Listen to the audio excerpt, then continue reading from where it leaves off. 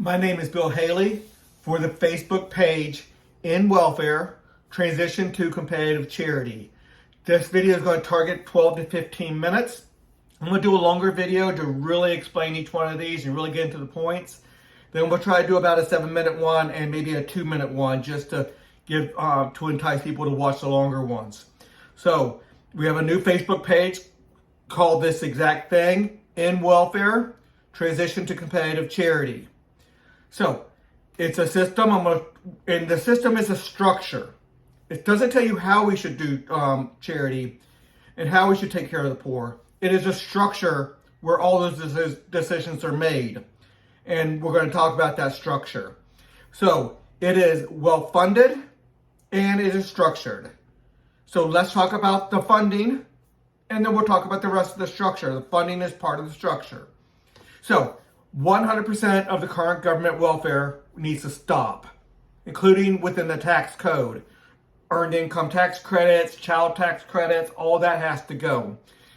Tax credit, the tax needs to be very, very extremely simple, no deductions, exemptions, or credits. Look at my videos on that. I got videos on that on my YouTube page, even on Facebook and the like. But that's highly important. I probably have that on my website as well.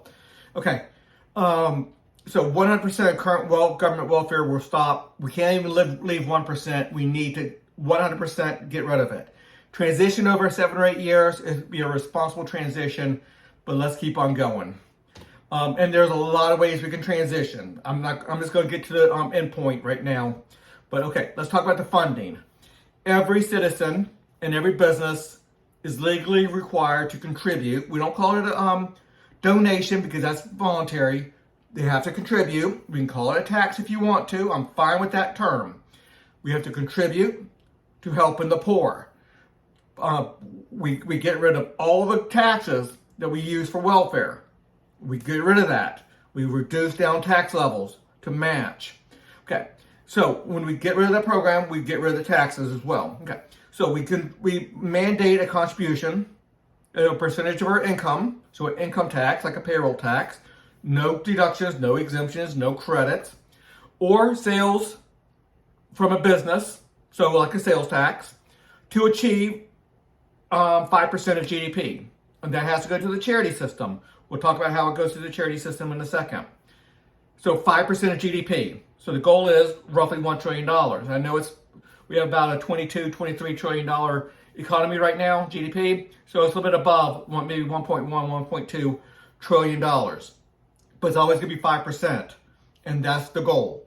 I think that's going to be enough. If push comes to shove to get it passed, we have to go to 6 or 7 or even 8%. The benefits of charity versus the current welfare system is tremendous. So I would be willing to go a higher number. And then I think people will see that we don't need the 8, 9, 10%. We can get down to 5%. But right now my goal is 5. But if it requires 10% to get started, and then we see that, yes, this is too much, we can reduce it down a percentage every year until we get to 5. That's fine. But that's it. Now, I'm not sure what the income tax rate will be or the sales tax rate will be, because it won't be exactly 5 to achieve this, but we need to achieve 5% of GDP. Okay, so accountants and actuarial tables, you can say the word, will do that, and they will figure that out. We can use a payroll tax as a sample to see how much we're getting from the payroll tax, like for Social Security. Okay. Everyone decides which charitable distribution association to contribute into. So, out of the $1 trillion or so, let's just go with $1 trillion because we have roughly $20 trillion GDP. Out of $1 trillion, it's going to be split up a lot. Now, that's nationwide, but you give 40% of your money to the local, 40% to the state, and 20% to the federal. So it's going to be split up in that manner. So that of the $1 trillion, 400 billion will be to the locality, 400 billion will go to the states, 200 billion will go to the federal. Okay, that's the percentages. That's all obviously up for debate. And those percentages can change if people make a good case. Okay, but who do you contribute to? We have organizations called Charitable Distribution Association. To become one of those, you have to have 5% of the citizens or 5% of the money coming from the citizens to become a CDA, a Charitable Distribution Association. So it's an organization to collect money and then to distribute that money. So it's highly important to understand how that works. So it's a private organization semi-private, semi-governmental organization you donate to, you contribute to, not donate because donate implies voluntary and this is mandated. So it's a mandated contribution, but you get to pick which one you want to do. Every charitable distribution association has a different philosophy of how to help the poor. I might donate to a more conservative. You might donate more to a more liberal. Somebody might donate that wants to go through religion a lot. Some people might want to donate that goes through secular organizations a lot. A lot of different ways to have a charitable philosophy. You choose the one that matches yours. You choose one on the federal level to give 20% of your money to, state level to give 40% of your money to, federal one, I think I did that backwards. Local 40, state 40, federal 20 of what you owe. So let's say you make $100,000 and you have to contribute, let's just say $5,000 towards charities. It's going to be $2,000 for the local, $2,000 for the state, $1,000 for the federal. Okay, let's just keep on going. You get the idea. CDAs fund charities within all areas of need. So the CDAs the reason they're there, and they're a middleman, but middlemen are extremely important if they are giving good services, because it takes away the need for the individual to do all that research. Doing the research of what areas of need there is to fund and what percentage you should give to every area of need, from housing to food to medical to all the others, education, and we can name a lot. They will examine that. So CDAs are organizations that they collect the money and then they distribute the money. That's their job. Hopefully a very low overhead. They have to have enough people to study it. Make sure the charities are doing a good job. Full-time people making sure making sure that their charities are being efficient, productive, doing what they're supposed to do within their charitable philosophy. So highly important job that every individual cannot do by themselves. An organization needs to be able to do that. Be very difficult to do that yourself. Okay. CDAs assign people in need to assessor organizations. They're caseworkers that matches their charitable philosophy. So a CDA might choose a different caseworker for, let's say, a Muslim versus a Christian versus a Catholic versus a Jewish person, or for totally secular. That's fine.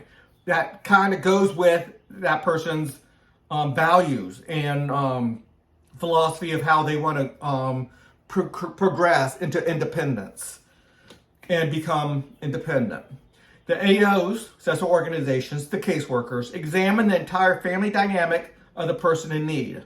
So they're allowed to go examine everything. They need to be discreet, privacy concerns, all that stuff. Now, obviously, you don't want to go to if you're a person in need, you don't want to go to one that you think are as outside of your values or that's going to blab all your information around. But there will be some requirements for some privacy as well. But they get to dig deep, just like the state gets to dig deep into your finances if you go into ask for help right now. But they don't get to use their compassion, their understanding, they don't get to use their wisdom and subjective determination. The state has certain requirements, and if you meet those requirements, you get the benefits. But they do examine your financials. But the AOs because they get to use subjective determination, because they are charity, they get to look at the full entire family dynamic within their charitable philosophy. A charitable philosophy is more than just how do you help somebody with goods. It's how do you help somebody within your lifestyle. How do you change your lifestyle to get to be independent? What can you do? What are you doing right now to put yourself in a position of need? Maybe it's just you feel on hard times and you just need something to get you over the hump. That's fine. That's within people. That's within the charitable philosophy. But what if you're want to just sit around and do nothing, and you're not willing to contribute, and you're not willing to get an education, or not willing to do this, and not willing to do that, and you are living an immoral lifestyle and stuff like that? Well, the charitable philosophy might say, well, we're not going to help you. And they get to do that. The most important part of charity is the ability to say no. I have a full blog on that. I mean, there's a full write-up on that. And that's highly, highly important. The AO's subjective determination, the AO subjectively determines, the biggest word I can use here is, the phrase here is subjective determination. Okay, the AO, the caseworker, subjectively determines within their charitable philosophy, within their full philosophy of how to help the poor, the best path forward for the person and the family. The caseworker directs and has significant control over the goods and services from charity for the cases they manage. So the caseworkers are highly important, and they work with the charities that the Charitable Distribution Association funds for medical, food, housing, education, everything else. They'll give benefits. They'll fund the charities, and it's all organized, and they will be organized. So it's a lot of organization there. But the caseworker, the AO, has a lot of control over that. And they need that control. The AO may direct education and work of the people they manage. And the work is not necessarily paid. The pay is the benefits that they get from charity. The food, the housing, the education, the medical care. That is the pay. So if somebody's on assistance, if they're getting assisted, they're getting charities, that AO, successful organization, that case manager, does have the ability to say, okay, you will take these classes, you will go to work, you will do these shifts. They'll get people trained up to get certified to do this, and this, and then put them to work doing those within their qualifications, within their certification, within their work abilities. And anybody that is asking for charity should be willing to do work, education, and put back in the system and progress to a point of independence. Or if they choose not to, they're not your slave, but that charity does not have to help them anymore. If caseworkers, if that person's not willing to work with that AO, with the caseworker, doing what they tell them to do, they can part ways. And the charities can say, oh, I'm no longer funding you and giving you charitable goods. That's something that they're allowed to do. They can go to another charity, another AO, another CDA, a Charitable Distribution Association. They can do that, but at some point they might get to a point where nobody else is willing to take them because they're not willing to do anything except for accepting benefits. So it's highly important to understand the full structure. Okay, businesses may pay, which means pay. Okay, businesses are required to pay part of their sales in to the CDA, but they may negotiate with the CDA saying, "I will pay with services." So that could be controversial. That's subject to abuse and corruption. I fully understand that. I have a system before I even put that in place. I have a system to guard against corruption and self-dealing, because this is fully successful. Well, I can't say the word right now. It's totally able to be a system of self-dealing. So we put mechanisms in place to make sure that doesn't happen way ahead of time. So businesses may pay their contributions in products and services, such as instead of a doctor paying dollars They pay with medical services. They doctor's appointments and the like. So that'd be a good thing. So instead of a food company, instead of paying dollars, they pay with food. A housing company, that doesn't work as well because there's not really housing companies out there. Maybe an apartment complex will pay with some housing. They can get complex, but we have a system to make sure there's checks and balances so there's not abuse. So obviously right there, it's important to do, and it can get complicated, but there's always people looking at it and have ability to go deep into what people are doing. And so they can get dynamic with what they're doing. They can get complex business charity models, but there's a checks and balance there. The business needs a CDA to sign off on the worth. So if a doctor's office says, look, I owe you $100,000 because I made $1 million, or I made $2 million for this doctor's office, and I owe $1 million. Oh no, that's too much. I'm sorry. I did $2 million worth of services. I owe $100,000. They can't just say, I'm going to give one person one hour doctor's visit and call it $100,000. No, that's abuse. That's fraud.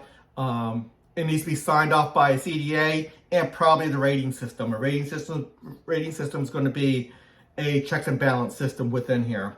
Okay. Every charitable regulatory organization, which, sorry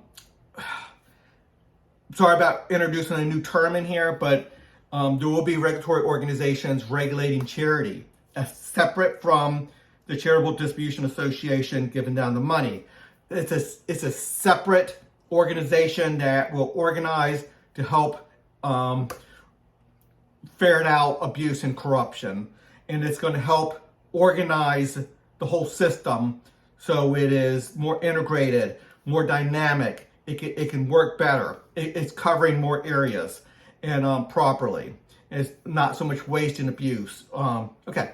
Every charitable regulatory organization organizing charities, regulating charities, and obviously competitive charity regulatory organizations. So there's multiple ones you get to go with. It's not a one-size-fits-all. You get to pick one that matches your charitable philosophy. Must establish a charity economy. A charity economy is going to be extremely important. It's going to be massive, actually, which is, in part, a system that asks for charitable labor hours from those being assisted by charities. So there's a group, organization, about 12 of them, competitive organizations, all with a separate charity economy, asking people to give back, asking people who are getting food from charities to put in hours to help the poor as well, help the needy. So there'll be the charity economy. So highly important. The charity economy assists need. So where does all the need get assisted? I don't talk within this about how the charities actually work, how the charity economy works, because that is going to be dynamic. There's be about 12 different ones. All you need is 5% of the population to create a charity economy, a charity regulatory agency, and they will do it their way. My structure just creates, you have to have over 5% to be a charity economy. Every charity has to belong to a charity economy. So it's a structure. Several entire rating systems examine every part of the charity system. So there'll be 3 different rating systems, one for the caseworkers, one for the money distribution, and one for the charity itself, dealing with the charity economy. Now, when did I ever talk about giving money, giving food, giving assistance to the needy? I talk about very briefly because that is within the structure. That's what charities do. Directed by the caseworkers, funded by the Charitable Distribution Association. You see how many checks and balances there are there. The Charitable Distribution Association funds the charity assists the people through the caseworker that directs it. They don't direct to charity. They direct charity A, for the food charity, I want you to give them food to this person. I'm making sure they get an education. I'm making sure they are going out there and working. And I'm keeping track of all that as a caseworker. And there's rating systems, making sure everything's not being abused. So the complete rating system addresses fraud, abuse, and self-dealing. Talked about that a lot. So, okay, that's a different one. Okay, I'm just going to stop this one right here. There's more at my website, Haley 2024, Haley2024.org. Go to the charity page and see the full system. And on that website, it's more integrated into the whole system of major government reforms I have. If you just want to stay on this page, this is reform. So I have a full reform, 21 minutes on this reform. I'm going to try to do this in about a 7-minute video and then do a really quick introduction in about a 2-minute video. So until the next video.